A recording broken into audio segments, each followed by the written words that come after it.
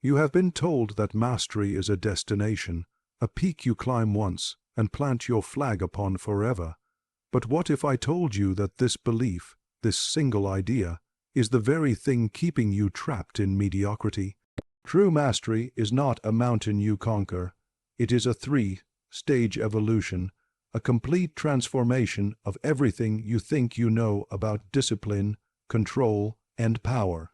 Most people never reach the final stage because they cannot survive what it demands, the death of who they believe themselves to be. This is not a story about becoming better. This is a story about becoming unrecognizable. Chapter 1, The Foundation. Picture a dojo in the mountains of Nagano, 1873. The wooden floors are worn smooth by decades of footsteps, and the morning light filters through paper screens like golden mist. A young student named Takeshi stands before his master, Kensei, his hands trembling with exhaustion.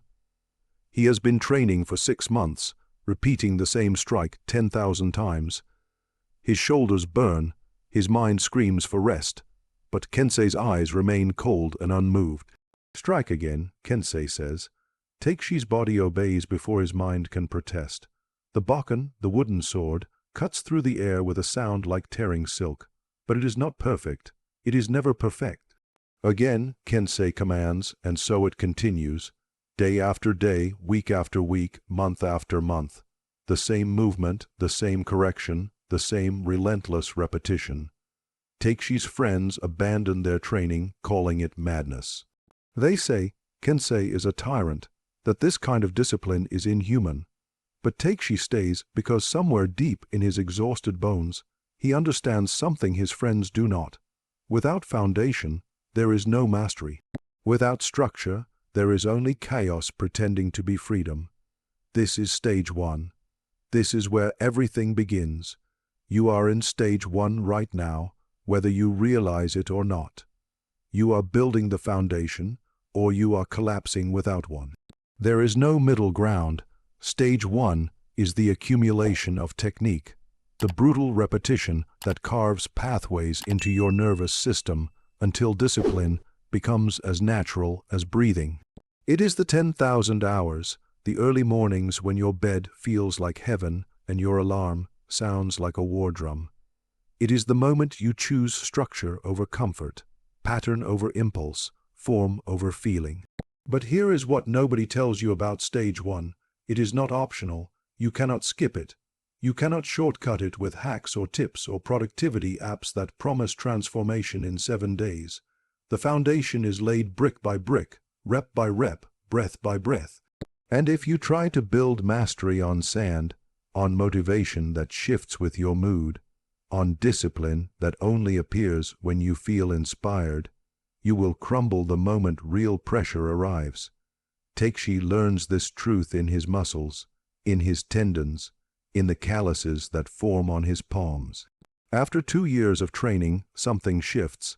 His strikes are no longer conscious decisions. His body moves before his mind gives permission. He has become efficient, precise, deadly. He is no longer chaos. He is structure made flesh, but Kensei does not smile. He does not praise. He simply watches as Takeshi performs the kata, the choreographed sequence of movements, with mechanical perfection. And when Takeshi finishes, expecting finally to see approval in his master's eyes, Kensei says only this: "Now you're ready for the real training to begin." Takeshi does not understand. He has just demonstrated 2 years of flawless discipline. What more could there be? Chapter 2, The Prison. 5 years pass. Takeshi is no longer a student. He is a teacher himself now, instructing younger warriors in the same ruthless repetitions that forged him. His technique is beyond reproach. His discipline is absolute. He wakes at the same hour every day, trains in the same sequence, eats the same meals, follows the same path. His life has become a perfectly executed kata, every moment choreographed, every decision predetermined. It is perfect. It is dead. One evening, after the students have gone home and the dojo is silent except for the whisper of wind through the eaves, Kensei finds Takeishi sitting alone in the darkness. The younger man is staring at his hands as though they belong to someone else. "I have become what you made me," Takeishi says, his voice hollow. "I have the discipline, I have the technique, I have the control, so why do I feel like I am disappearing?" Kensei sits beside him, and for a long moment, neither man speaks. Finally, the old master says, "You have reached stage 2. Welcome to the prison." Takeishi looks at him, confused, angry, betrayed. "You spent 5 years building me into this, and now you call it a prison." "Yes," Kensei replies, "because that is what it is. The foundation you built, the discipline you mastered, the perfect routines that made you strong, they have now become the bars of your cage. You are no longer responding to life, Takeishi. You are responding to your programming. You have become so attached to your identity as a disciplined warrior that you have forgotten how to be present. This is stage 2. This is where most masters die without ever knowing they are dead. You have felt this, haven't you? That strange emptiness that arrives when your life looks flawless on paper. Your morning routine is optimized. Your productivity is high. Your habits are solid. And yet you feel like a sophisticated machine running someone else's software. You look in the mirror and see a person who has their life together, but you do not recognize the eyes staring back. This is the paradox of discipline. The very structure that saves you from chaos becomes the cage that suffocates your spirit. You built the foundation in stage 1 because without it, you were just reacting, just surviving, just chaos. But now, in stage 2, you realize that the foundation has become a prison. Every response is predetermined. Every action is automatic. You have optimized yourself into a corner where there is no room left for presence, for spontaneity, for the raw aliveness that made you want to master something in the first place. Kensei tells Takeishi a story. He speaks of a warrior named Miyamoto who trained for 40 years until his technique was flawless. Miyamoto could defeat any opponent because every scenario had a programmed response. Attack from the left, counter with technique 7.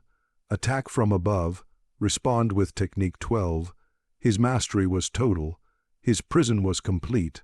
One day, Miyamoto faced a wandering swordsman who fought with no technique at all, just raw presence and adaptation. The swordsman did not follow any pattern Miyamoto recognized. And because Miyamoto had spent 40 years building responses to known attacks, he could not adapt to the unknown. He was defeated not by superior technique, but by his inability to abandon technique when the moment required it. Miyamoto died 2 weeks later, not from his wounds, but from the realization that his perfect discipline had made him perfectly predictable. He had built such a strong identity around being a master that he could not survive the dissolution of that identity. Most people never escape stage 2, Kensei tells Takeishi. They would rather live as perfect, dead masters than risk the chaos of becoming students again. They hold onto their routines, their systems, their identities with white-knuckled desperation because letting go feels like death. And in a way, it is death, but it is the only path to stage 3. Takeishi feels something crack open in his chest, something that has been calcified for years. If this is a prison, he asks, how do I escape? Kensei smiles for the first time in 5 years. You must be willing to forget everything I taught you. Chapter 3, The Unlearning, the next morning. Kensei gives Takeishi an assignment that sounds like madness. For the next 30 days, you will do everything wrong. You will break every routine. You will violate every principle. You will become chaos again. Takeishi's mind rebels. This is insanity. He has spent 7 years building discipline, and now he is being asked to destroy it. Not destroy it, Kensei corrects. Liberate it. You must learn to hold your mastery lightly enough to let it go when the moment requires something unprecedented. This is stage 3. This is the move from perfect execution to perfect adaptation. So Takshi begins the unlearning. He wakes at different hours, breaks his routines, trains in ways that feel inefficient and wrong. He forces himself to respond to sparring partners without retrieving his programmed techniques. Instead, he tries to respond to the actual moment, the actual person, the actual space between them. At first, it is terrifying. He feels like he is falling apart. His strikes are messy. His timing is off. He loses matches he would have won with his old precision. But something else begins to happen. He starts to feel alive again. He starts to notice things he had stopped seeing, the way light moves across the dojo floor, the subtle shifts in his opponent's breathing, the infinite variables that his programmed responses had trained him to ignore. He begins to experience what the old masters called mushin, the state of no mind, not because the mind is empty, but because the mind stops defending itself.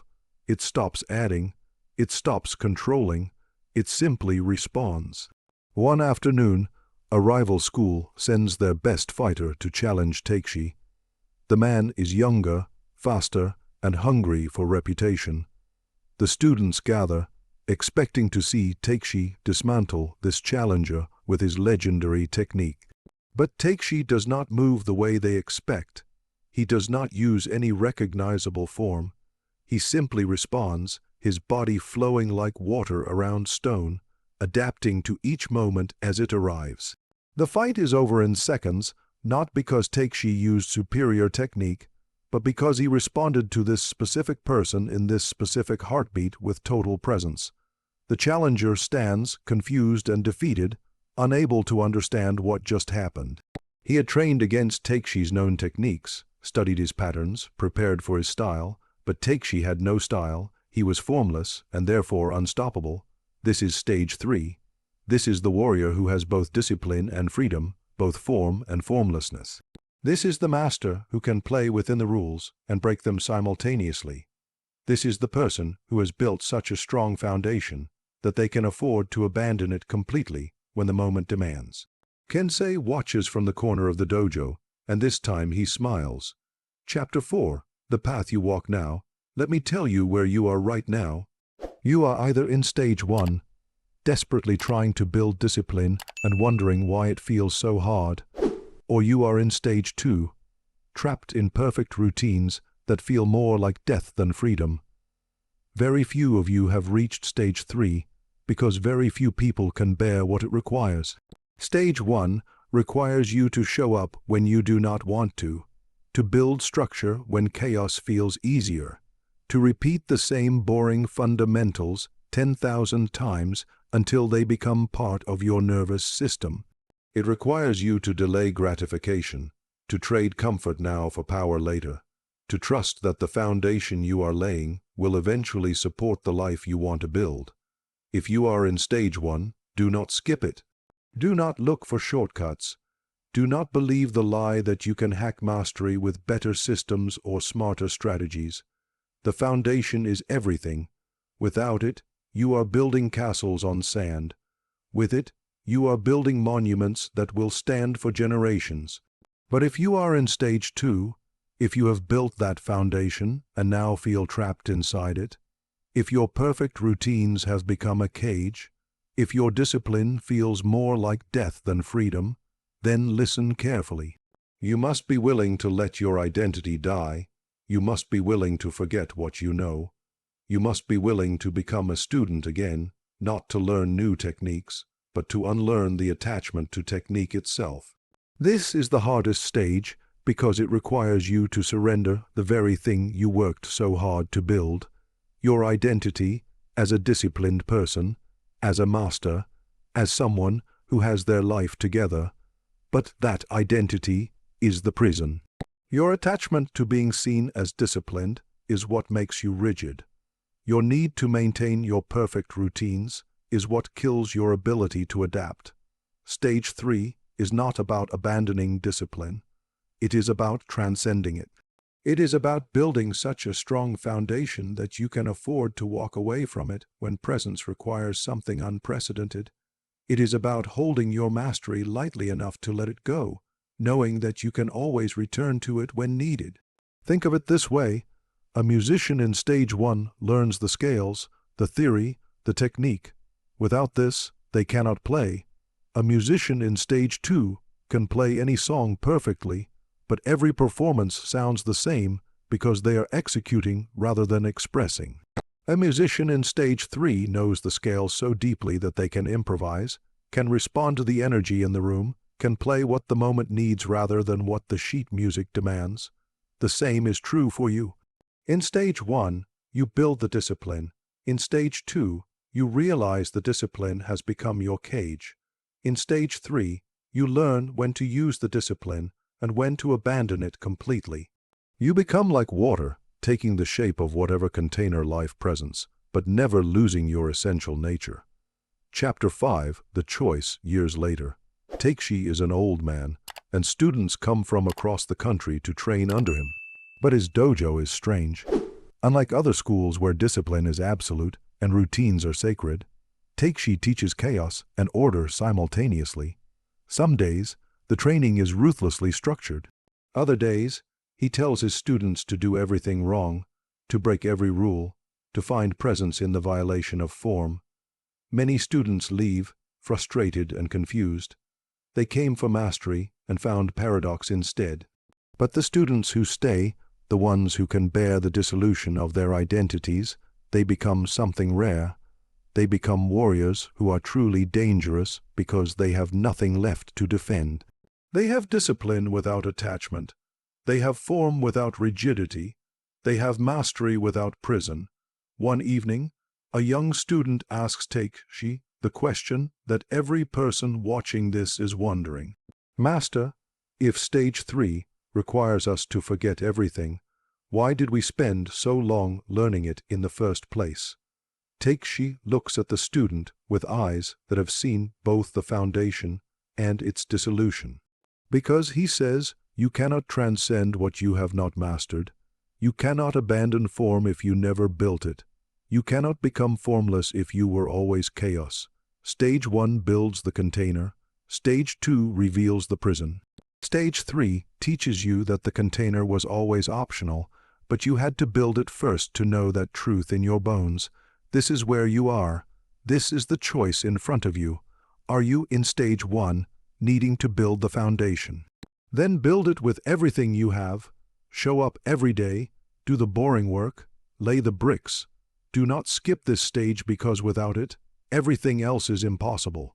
Are you in stage 2, trapped in perfect routines that feel like death? Then you must be willing to let your identity as a disciplined person die. You must be willing to break your own rules, to violate your own principles, to discover that the world does not end when you are imperfect. This is terrifying because it feels like you are destroying everything you built. But you are not destroying it. You are liberating it. And if you reach stage 3, if you become the person who can use discipline when it serves you and abandon it when presence demands something unprecedented, then you will understand what the ancient masters meant when they said the ultimate discipline is learning when to break all your rules. Epilogue: the path forward, the path of mastery, is not linear. You will cycle through these stages many times in your life, in different domains, with different challenges. Each time you learn something new, you will start in stage 1. Each time you master something, you will face stage 2. And if you are brave enough, wise enough, willing enough to let your identity die, you will reach stage 3 over and over again. This is the truth they do not teach you. Mastery is not about arriving. It is about evolving. It is not about becoming perfect. It is about becoming adaptive. It is not about control. It is about presence. You are watching this because something in you knows that the way you have been living is not working. Maybe you are stuck in chaos, needing stage 1. Maybe you are trapped in perfect routines, needing stage 2's dissolution. Maybe you are ready for stage 3's transcendence. Wherever you are, the path is clear. Build the foundation, break the prison, learn to hold mastery lightly enough to let it go. This is the ancient path, walked by warriors, artists, masters, and seekers for thousands of years. It is not easy. It will require you to die many times, to let go of who you think you are, to become unrecognizable even to yourself. But on the other side of that death is a kind of freedom most people never experience. The freedom to respond to life rather than react to programming. The freedom to be both disciplined and spontaneous, both structured and formless, both master and student simultaneously. The journey begins now. Not tomorrow, not when you feel ready, not when circumstances are perfect. Now, in this moment, with whatever chaos or control you are currently experiencing, take the first step. Build the foundation if you need it. Break the prison if you are trapped. Learn to let go if you are ready, but take the step, because the path of mastery is not waiting for you to arrive. It is waiting for you to begin. Walk this path with us, not to gain more power, but to discover the warrior who is truly dangerous because they have nothing left to defend. Subscribe to continue this journey, to learn the ancient practices that build foundation, dissolve prison, and teach transcendence. This is not content, this is transmission, this is the way, the 3 stages are clear, the choice is yours, let the evolution begin.